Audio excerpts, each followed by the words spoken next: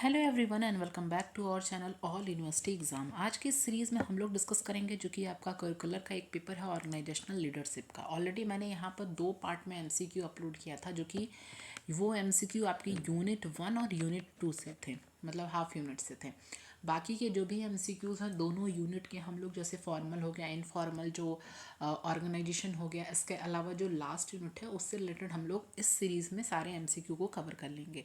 तो टोटल आपकी 4 वीडियो आपको मिलेंगी, मतलब 4 ऑलरेडी 2 अपलोड कर दिए, 3 शायद 2 या 3, और ये आपकी लास्ट वीडियो। तो पूरी प्लेलिस्ट को फॉलो कर लीजिएगा, आपका ईजिली यहाँ पर सारे क्वेश्चन वहाँ से फंस जाएंगे। इसके अलावा चैनल पर पहली बार है, चैनल को सब्सक्राइब कर लीजिएगा, क्योंकि आगे आपको बहुत सारी वीडियोज़ आने वाली हैं आपके इम्पोर्टेंट के लिए। तो चैनल को सब्सक्राइब कर लीजिएगा, व्हाट्सएप ग्रुप से भी ज्वाइन हो जाएगा। तो चलिए स्टार्ट करते हैं। देखो, इस ऑर्गेनाइजेशनल लीडरशिप में बेसिकली क्या है। आप फर्स्ट सेमेस्टर में कम्युनिकेशन पढ़े होगे, तो बेसिकली आपका कम्युनिकेशन, मोटिवेशन पढ़े हो, मोटिवेशन क्या होता है, लीडरशिप के स्टाइल्स क्या होते हैं, फॉर्मल या इनफॉर्मल क्या होता है, मोटिवेशन में इंट्रांसिक या एक्सट्रांसिक क्या होता है, परफॉर्मेंस अप्रेजल, बेसिक्स क्वेश्चंस आपसे पूछे जाएंगे। कि जैसे कि अगर बात करें मोटिवेशन, भाई मोटिवेशन क्या होता है, कौन सा इसमें जो होता है, यहाँ पर मोटिवेशन में थ्योरीज दी गई थी, लीडरशिप की कौन कौन सी थ्योरी थी, मतलब बेसिक्स क्वेश्चंस हैं जो कि मैंने ऑलरेडी आपको कवर कराया और ये पार्ट आपका है। ठीक, तो अब देखो, इसमें मोटिवेशन थ्योरी में आपको क्या, पहला तो है थ्योरेटिकल कुछ पोर्शन देख लेते हैं जहाँ से क्वेश्चन बनेंगे ही। तो जो मोटिवेशन की जो थ्योरी थी वो कौन कौन सी थी। सबसे पहले जो मोटिवेशन थी, मैस्कुले की हायरार्की ऑफ नीड्स, जो आवश्यकताओं का सिद्धांत दिया गया था। आपसे क्वेश्चन पूछा जाएगा कि नीड्स हायरार्की जो थ्योरी थी ये किसके द्वारा दी गई थी, तो मैस्कुले के द्वारा दी गई थी। ये नाम याद रख लेना, मैस्कुले। ये भी पूछेगा मैस्कुले ने किस चीज़ की थ्योरी दी थी, तो इन्होंने नीड्स की थ्योरी दी थी, नीड्स की। ठीक, अब इसमें मैस्कुले propose the human needs are arranged in hierarchy from basic to advance. जैसे सबसे पहला आपसे आ जाएगा एग्जाम में सीक्वेंस पूछने को, तो सबसे पहला किस नीड्स की बात की गई, साइकोलॉजिकल नीड्स की, जो कि फूड, वाटर, शेल्टर पूछा जाएगा। यहाँ पे सीक्वेंस दे दिया जाएगा 4 ऑप्शन में, कौन सा सीक्वेंस सही है। ये भी पूछा जाएगा कि साइकोलॉजिकल नीड्स में कौन कौन सी नीड्स आती हैं, तो रोटी, कपड़ा, मकान, फूड, वाटर, शेल्टर, ये आपको याद रखना है। दूसरा है सेफ्टी नीड्स, सेफ्टी में सिक्योरिटी एंड प्रोटेक्शन आता है। तीसरा सोशल नीड्स, सोशल नीड्स की बात करें, लव, बिलोंगनेस एंड द रिलेशनशिप, ये चीज़ें आपकी आती हैं इसमें सोशल नीड्स में। ठीक है, तो जैसे पूछ देगा ना कि जैसे लव, बिलोंगनेस या रिलेशनशिप किस नीड्स की आती हैं, तो सोशल नीड्स में। चौथा है स्टीम नीड्स में आती हैं, जैसे सेल्फ रिस्पेक्ट हो गया, रिकॉग्निशन हो गया, और लास्ट है सेल्फ एक्चुअलाइजेशन, जिसमें पर्सनल ग्रोथ और रीचिंग पोटेंशियल। क्वेश्चन पूछा जाएगा बहुत तरीके से आपको क्वेश्चन प्रिपेयर भी कर लेना है। कि अगर पूछे कि बताओ स्टीम नीड्स में कौन सी नीड्स आती हैं, तो सेल्फ रिस्पेक्ट और रिकॉग्निशन।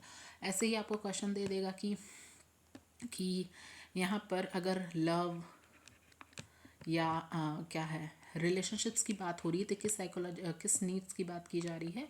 ऑप्शन देखो, साइकोलॉजिकल, सेफ्टी, सोशल, तो ये सोशल नीड्स में आती है। तो ऐसे कोई भी क्वेश्चन आपसे एग्जाम में बनेगा।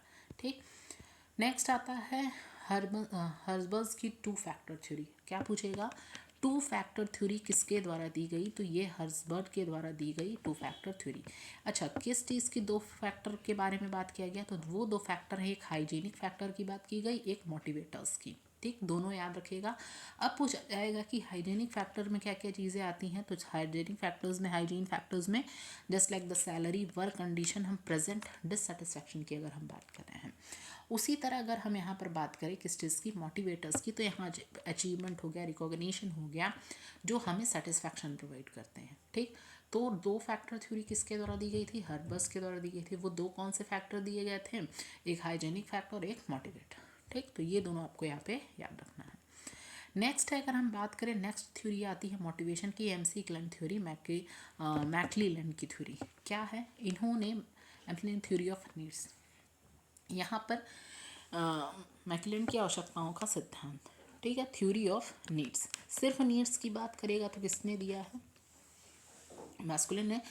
लेकिन यहाँ सॉरी, थ्योरी ऑफ नीड्स की बात करें तो needs for achievement, need for power, need for affiliation. ठीक है, थोड़ा सा टाइम इशू टाइम नहीं था, इसलिए थोड़ा सा मैं आपको लेट वीडियो प्रोवाइड कर रही हूँ।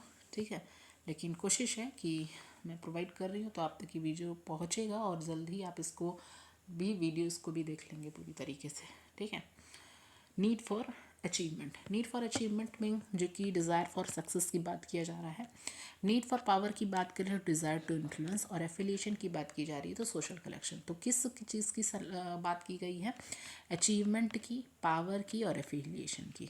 तो इन्होंने MC इंग्लैंड ने थ्योरी ऑफ नीड्स की यहाँ पे बात की। चौथा मैस्कुलर के द्वारा दी गया व्रूम एक्सपेक्टेंसी थ्योरी। अब एक्सपेक्टेंसी थ्योरी पूछिएगा कौन ने दी, तो एक्सपेक्टेंसी थ्योरी दी गई है व्रूम के द्वारा, और व्रूम ने बताया कि ये 3 फैक्टर्स पे मोटिवेशन बेस्ड होता है।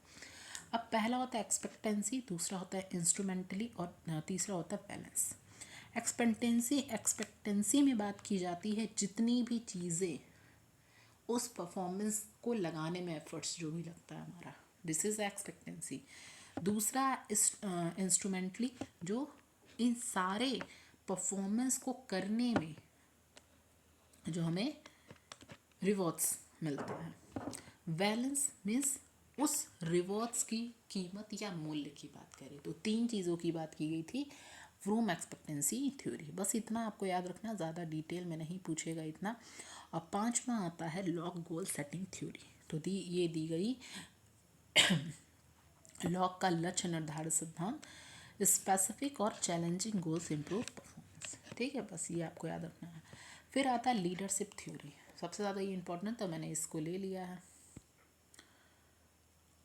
हाँ, ट्रेट थ्योरी, पहला आता है गुण सिद्धांत। लीडर्स पॉजेस सर्टेन इनहेरेंट, जैसे कॉन्फिडेंस हो गया, इंटेलिजेंस। MCQ इसी तरह आएंगे कि कॉन्फिडेंस, इंटेलिजेंस, इंटीग्रिटी की बात किस थ्योरी में की जाती है? लीडरशिप की। तो ट्रेट थ्योरी में की जाती है, जिसमें आत्मविश्वास, बुद्धिमत्ता और ईमानदारी जैसे क्या है गुण होते हैं। बिहेवियर की बात करें तो व्यवहार सिद्धांत बेसिकली लीडरशिप जो डिपेंड होता है हमारे लर्नड बिहेवियर, जो चीज़ें हम सीखते हैं, ठीक। टास्क ओरिएंटेड लीडर्स, जो कि फोकस करता है गोल्स पे, और पीपल ओरिएंटेड लीडर, जो कि टीम पे काम किया जाता है, ओके। थर्ड आता है theory, that is a contingency theory, परिस्थिति सिद्धांत, ठीक है। ये सिचुएशन पर डिपेंड होता है, leadership effectiveness depend on the situation. बस आपको टर्म्स याद रखने हैं, उसके अकॉर्डिंग आप MCQ, क्योंकि बेसिक्स MCQ पूछे जाते हैं, आप इजीली उसको कवर कर लोगे। और ये पेपर भी आपको पास होना ज़रूरी है, 100 प्रश्न दिए जाएंगे, 100 में से कोई भी 75 MCQ कर रहे हैं, तो इसको भी आप हल्के में मत लीजिएगा, इसमें भी आपको पास होना है। ट्रांसफॉर्मेशनल लीडरशिप की बात करें तो leaders inspire and motivate employ to exceed expectations, ठीक। एंड ट्रांजैक्शनल, जो कि रिवॉर्ड्स एंड पनिशमेंट पे बेस्ड होते हैं to manage the performance. Next आ जाते हैं क्वेश्चंस पे। What is the primary focus of servant leadership? Servant leadership का बेसिकली प्राइमरी फोकस क्या होता है? तो यहाँ पर बेसिकली होता है meeting the needs of the team and promoting the employ growth, ठीक। नेक्स्ट क्वेश्चन है which of the following is a disadvantage of autocratic leadership? I think ये क्वेश्चन कुछ हुए थे, एक सेकेंड, यहाँ से करते हैं हम लोग।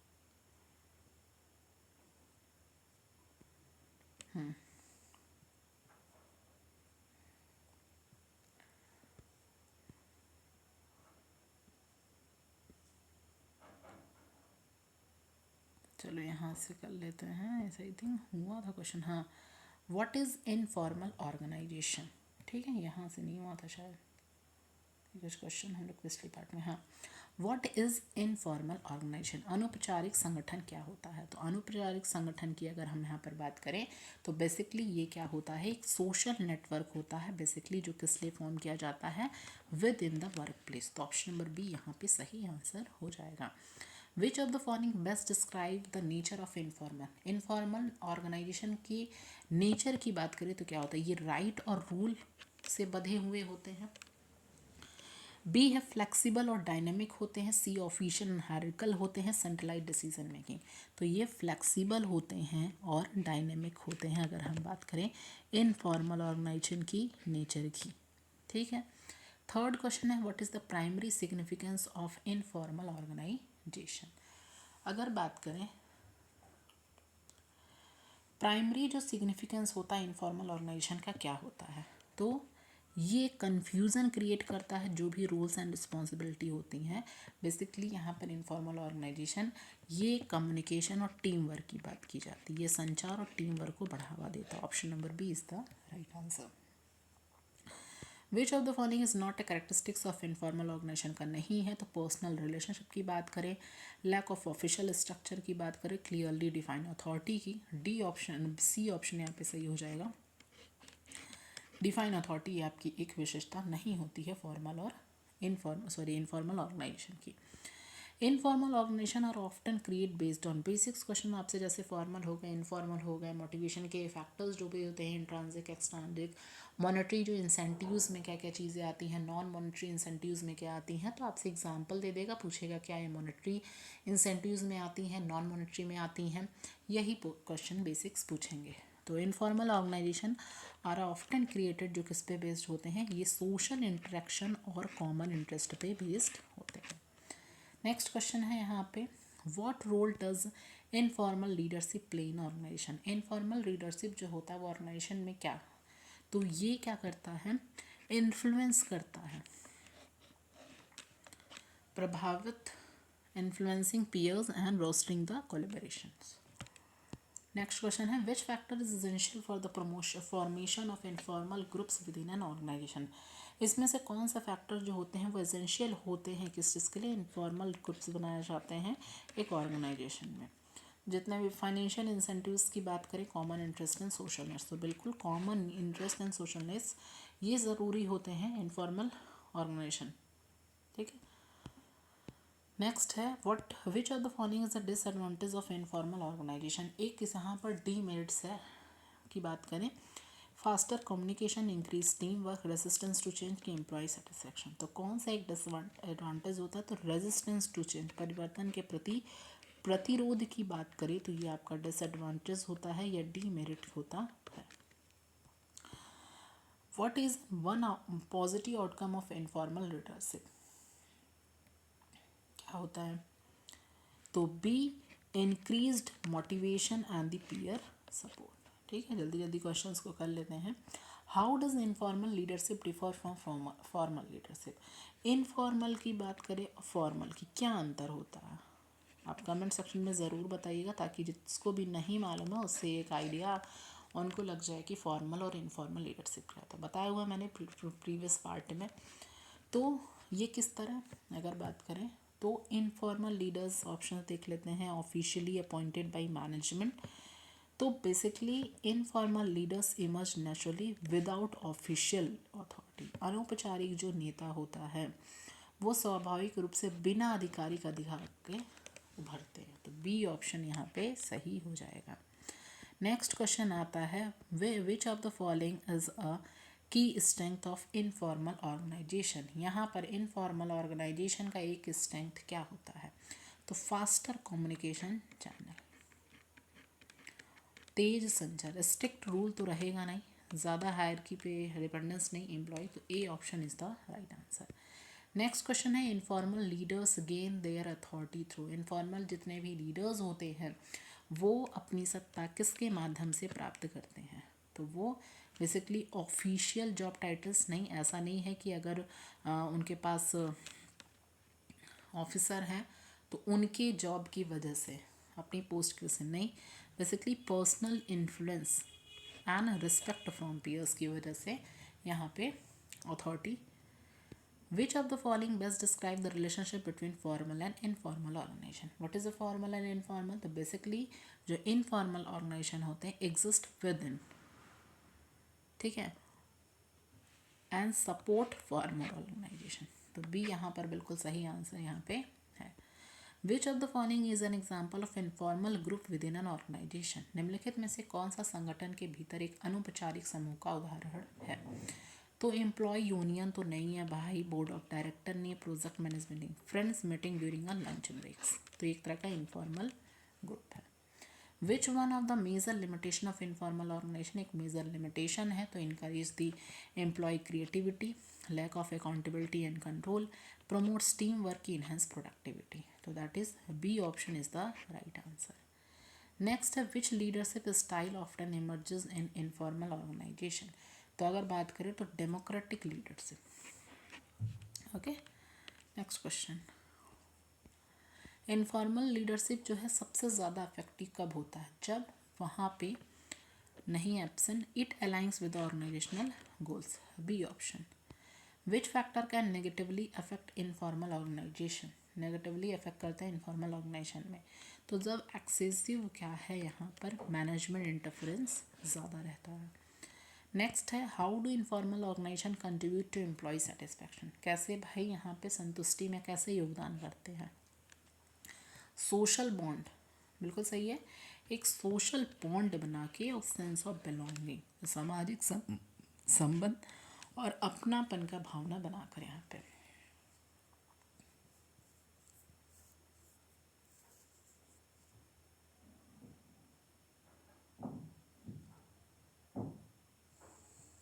ठीक, नेक्स्ट क्वेश्चन है which of the following is a result of strong informal leadership? Decreased team moral, increase employee trust and motivation, disruption of organizational process, high employee turnover।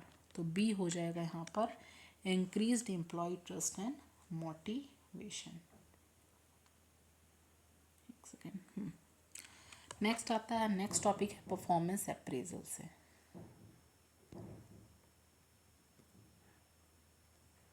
Performance appraisal से questions देख लेते हैं जो कि आपका next unit है।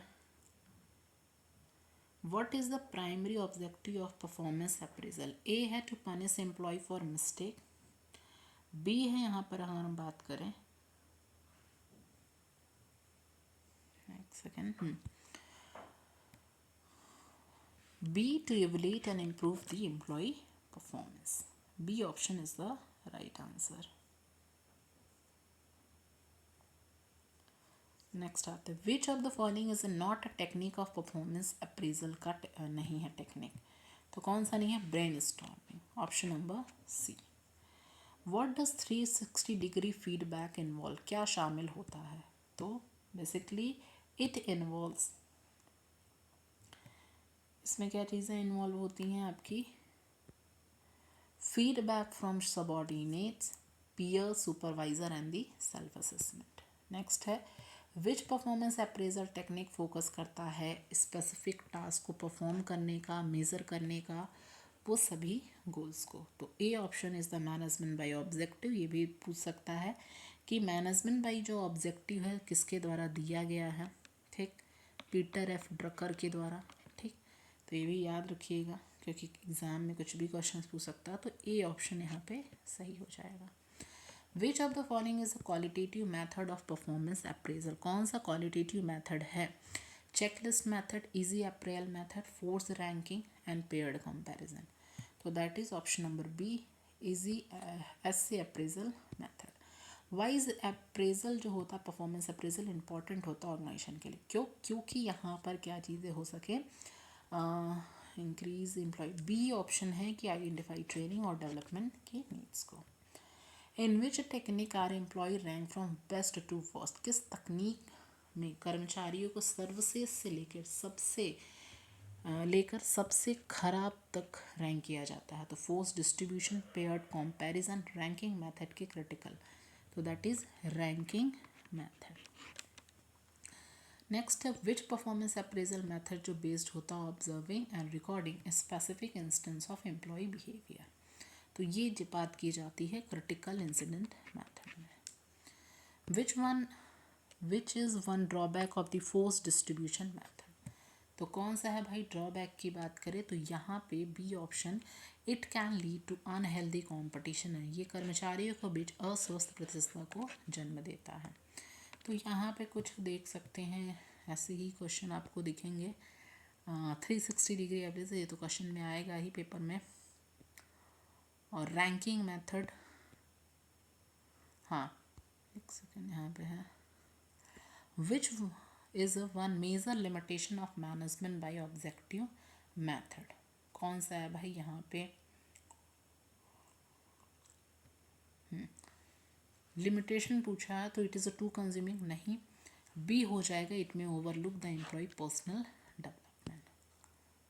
Next है अच्छा बेसिक्स देख लीजिएगा।